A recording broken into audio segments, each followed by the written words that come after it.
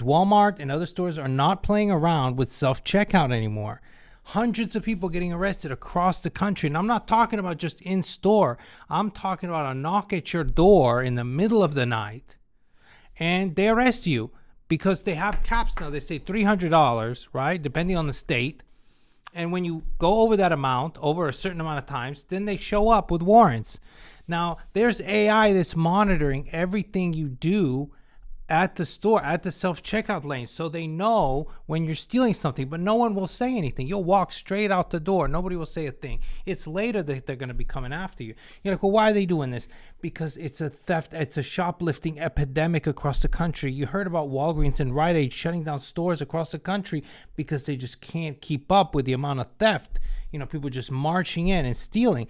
But it's the self-checkout that's the biggest culprit. So many people, so many stores are switching to self-checkout, and people are just think it's a free-for-all. Check this one out. Michigan one was arrested for failing to scan items at a Walmart self-checkout. Now, I know some people say there is a precedent. They can't charge you. They can charge you. Okay, this lady failed to scan over $1,000 worth of items over the course of a year. They knocked at her door and arrested her. That's the picture of the lady. Listen, they're using AI. They watch you. They're keeping track. Now, a lot of people came to me and they're like, well, if you wear a mask and you pay cash, then how can they find you? The idea is that when you use your card at self-checkout, it'll have your information, and then loss prevention can pull that information later. Here's what people forget, though. The parking lot has just as many cameras almost as the inside of the store. They can follow you even after you leave because everything's recorded. They can follow you and see every single thing you did in the store. And then as you walk out to your car, at the moment you pull out, they have your tag. Now, loss prevention and the police, they work closely together. So they can pull your information. They'll get the subpoenas. They'll ID you. And you'll get charged. So what's the solution here? Well, try not to shoplift, and don't use these self-checkouts. I honestly hate the self-checkout. It's becoming so prominent. Even my favorite store now is all self-checkout. It drives me crazy. I hate doing it. Especially I have a child. If you have kids, it's impossible to try to do a self-checkout when you have a cart full of groceries and kids running around screaming. But anyway, this is their way of fighting back, and my way of fighting back is not using the self-checkout. But it can happen. It can happen. If you're worried you're going to forget a can of 12-pack of Coke in your cart, just remember, they're not going to stop you over $20. This is over a period of time. But like I reported in the other story, this was an old lady that got arrested. Now they're arresting people left and right. And people saying it's not true, just Google self-checkout arrest. There's tons of stories. And trust me, a mask and paying cash will not be enough. Even if you parked in the parking lot of a store across the street, technically they could cooperate. When I used to work at loss prevention, there was a Dollar Tree across the store. We would swap tapes. I could just call up the dollar store and say, hey, listen, we got a guy who parked in your parking lot. They send me the tape and we could still ID him. How about that?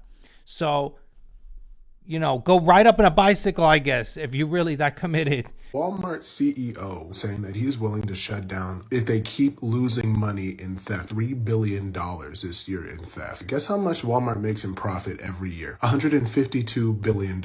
No, listen, it's not $152 billion. That was revenue. A quick Google search. Before you make a video like this, just do a quick Google search. Okay, last year they did $3.11 billion. And actually last year they lost money.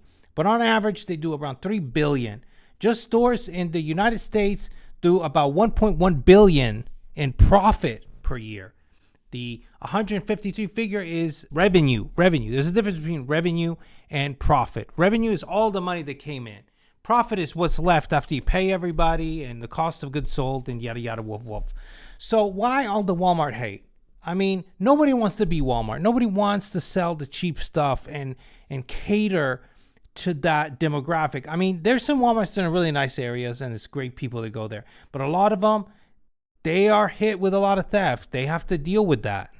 And they do it though. They do it and they make money. Okay. But this hate and this somehow that if you say you're stealing, but if you say you're stealing from Walmart, suddenly everybody's like, well, Walmart, they make so much money. They treat their employees poorly. Show me the mom and pop stores that pay so much more than Walmart, because a lot of mom and pop stores, they have less disposable income than Walmart, and they're not paying their employees more than Walmart. Some of the lowest paying jobs I've ever had was working for small business owners, for mom and pop places. Anyway, that's my point, okay? You don't like Walmart, you don't want to work for Walmart, don't work for Walmart. You don't want to shop at Walmart, don't shop at Walmart. But if you do go and you steal, you're part of the problem because you're making it hard for everybody else. Who do you think ultimately gets hit by all this shrinkage? Meaning all of the money that Walmart loses from theft gets passed on to the customers by raising the prices. I don't know. It is what it is. I don't know. What do you guys think about this debacle? Thank you guys for watching. As always, I appreciate it.